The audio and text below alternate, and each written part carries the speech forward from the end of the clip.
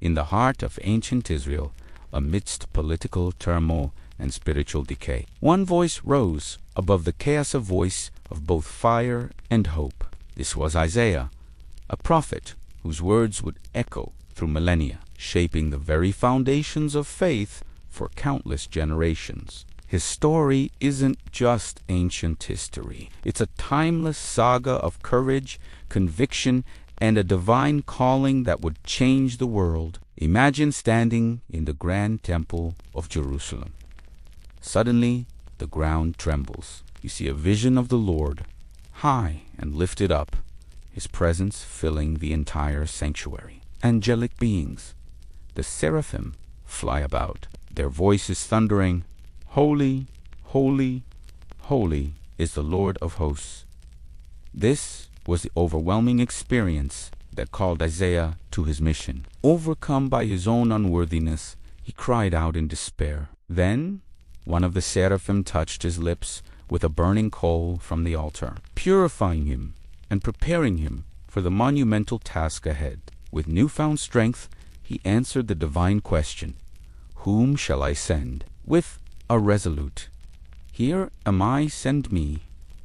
Isaiah's message was a sharp, two-edged sword. To a nation that had strayed, he delivered searing warnings of judgment. He condemned injustice, empty rituals, and the pride of kings. He painted vivid pictures of desolation and exile, a necessary consequence for turning away from their covenant. Yet, in the very next breath, he would pivot to promises of breathtaking hope. He spoke of a remnant that would be saved, of a desert that would bloom, and of a highway of holiness for the redeemed. His prophecies were a constant reminder that even in the darkest of times, God's plan for restoration and salvation was already in motion. Perhaps Isaiah's most profound contribution was his stunningly detailed prophecies of a future Messiah. He spoke of a child who would be born, a son who would be given,